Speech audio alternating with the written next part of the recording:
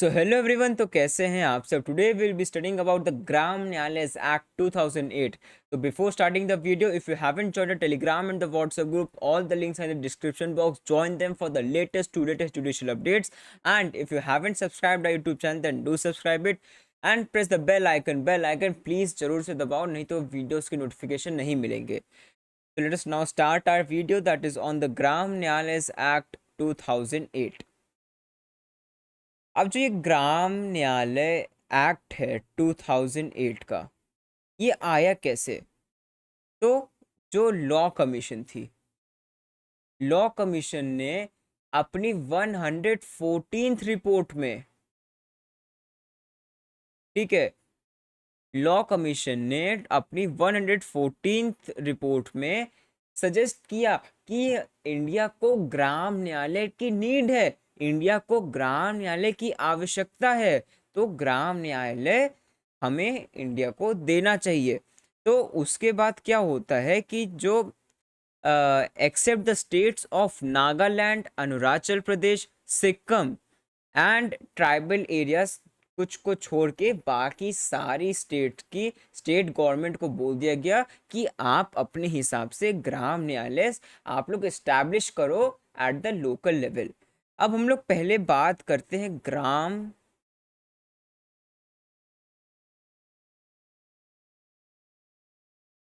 Plus न्याय plus. अब अगर हम ग्राम न्यायालय देखते हैं तो it is made of 3 words, ग्राम, न्याय एंड आलय. देखो ये तीनों हिंदी वर्ड है. ग्राम का मतलब क्या होता है? ग्राम का मतलब विलेज हो गया. न्याय का मतलब क्या हो गया? जस्टिस. और आलय क्या हो गया? हाउस.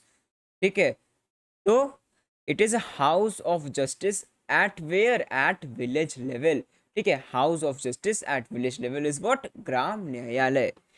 ठीक, तो this was the a small brief of what is Gram Nyayalaya act. अब ये लाया क्यों गया? सबसे पहली बात देखो, विलेज में लोग रहते थे, ठीक है, अब उन्हें ऑल द वे लॉन्ग आना पड़ता था सिटीज.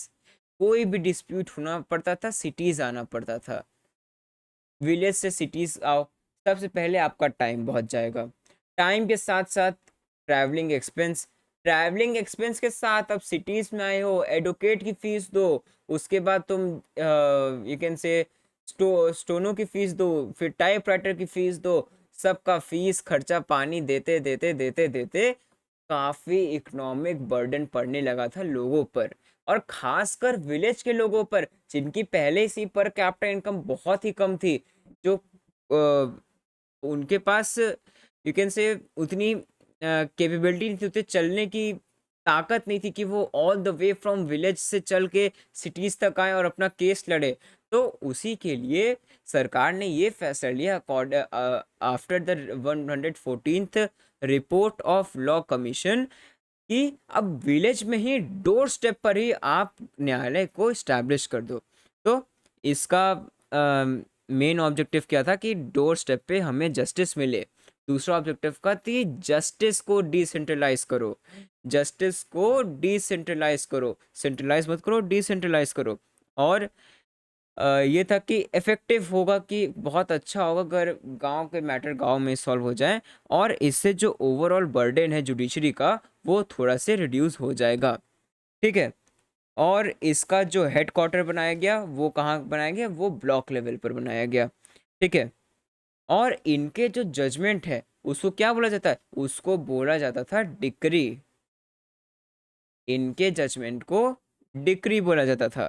ठीक है, ये क्या होता है? ये एक ऑफिशियल ऑर्डर होता है और ये बाइंडिंग होता है. ठीक है, binding upon both the parties. ठीक, अब ये डिस्प्यूट कौन कौन से सुनते हैं? अब जो ये डिस्प्यूट सुनते हैं वो सुनते हैं सिविल. सिविल किस में सुनते हैं? In the schedule 1. और शेड्यूल 2 में क्या सुनते हैं? क्रिमिनल सुनते हैं. बट ध्यान रखना, क्रिमिनल वही सुनेंगे जिसमें कि आप डेथ पेनल्टी नहीं दे सकते हैं. जो केसेस में डेथ पेनल्टी, लाइफ इम्प्रिजनमेंट नहीं दे सकते, वही केसेस यू कैन से यहाँ पे सुने जाते हैं। मतलब पिटी ऑफेंस जो बहुत ही छोटे ऑफेंसेस होते थे, चोरी, डकैती, थेफ्ट, तो मतलब और सिविल मैटर्स में कोई प्रॉपर्टी डिस्प्यूट हुआ, तो वो सब छोटे मैटर्स ये कोर्ट में सुने जाते हैं। ठीक है। और जो ये होता है, एक चीज़ और है, जो डिस्प्यूट्स, जितने भी डिस्प्यूट्स आते हैं, इसको 6 महीने के अंदर इसको रिजॉल्व करना होता है इन कोर्ट्स के द्वारा। ठीक है। तो अब ये बात हो गई डिस्प्यूट्स की, इनकी ऑर्डर की बात हो गई। अब इनकी आती है कंपोजिशन। अब जो सेक्शन 5 है, ठीक है, section 5 of this act, gram Nyayalaya act, उसमें हम लोग के रूल्स हैं जो कि बताते हैं कि इसमें होंगे कौन कौन कौन, कैसे कैसे जजेस होंगे। तो यहाँ पे एक होगा प्रिसाइडिंग ऑफिसर। ठीक है। जो प्रिसाइडिंग ऑफिसर होगा, he will be known as Nyaya Adhikari. मैं लिख दे रहा हूँ यहाँ पे।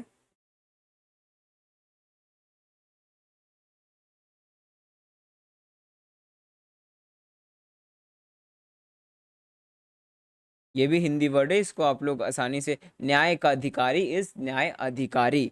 तो न्याय अधिकारी का अपॉइंटमेंट किया गया।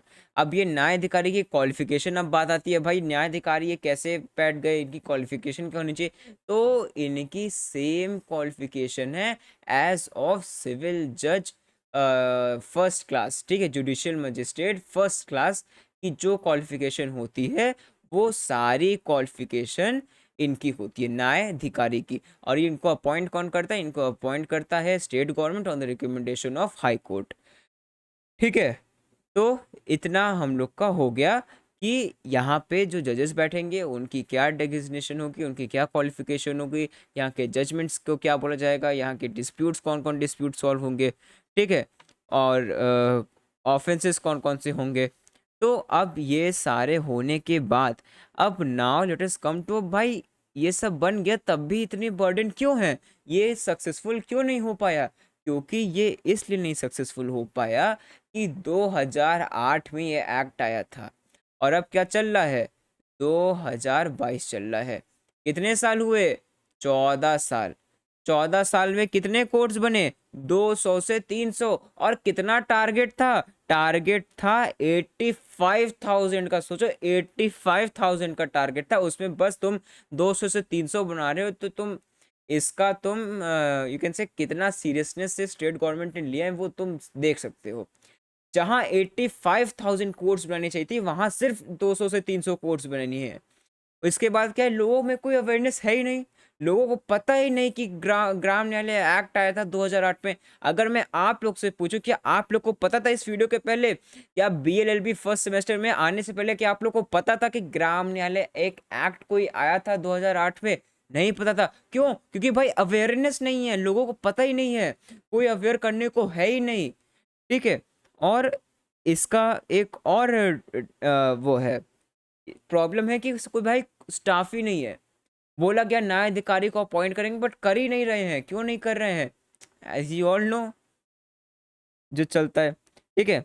जो ये जो है ट्रस्ट डिफिसिट है, पीपल में लोग बहुत अच्छे से इसको ट्रस्ट नहीं कर रहे हैं, और इसमें इंथुजियाज्म की कमी है, ट्रस्ट की कमी है, जितनी भी चीज़ें हैं वो सारी की कमी है। अब इसका हम लोग सोल्यूशन क्या हो सकता है कि लोगों को अवेयर करो, ट्रस्ट बढ़ाओ, टाइमली अपॉइंट करो, और इस और इसको जो ग्राम न्यायालय है इसको और बनाओ, 85,000 का जो टारगेट था उसको अचीव करो, और और भी ज़्यादा पावर्स दो किसको, न्याय अधिकारी को। ठीक है। तो ये सारी चीज़ें आप लोग अपने कंक्लूजन में लिख सकते हैं। तो ये था आज का video, that was about the Gram Nyayalaya act 2008। अब in the next video we will be seeing the election and removal of gram pradhan. ये बहुत ही इंपॉर्टेंट टॉपिक है, और क्योंकि ये डायरेक्ट क्वेश्चन आता है कि explain the procedure for the election and removal of gram pradhan. तो अगर आप लोग को अभी से क्या बोल रहा हूँ, तो अगर आप लोग को अभी से जुडिशरी की तैयारी करनी है, अगर आप लोग को अभी से पीसीजे जुडिशरी की तैयारी करनी है, तो you all should join Harshberi sir. He has over 31 years of teaching experience and उनकी क्लासेस चलती है परीक्षा रिफ्रेशर लॉ क्लासेस। आप उनकी क्लासेस ज्वाइन कर सकते हैं। क्लासेस ज्वाइन करने के लिए अगर आपको कोई भी क्वेरी है, you can clear that query. आप कॉन्टैक्ट कर सकते हैं सर को, उनके व्हाट्सएप नंबर स्क्रीन पर दिए हुए हैं। So this was all for the today's video. Thank you for watching and do comment because your comment matters a lot. Thank you.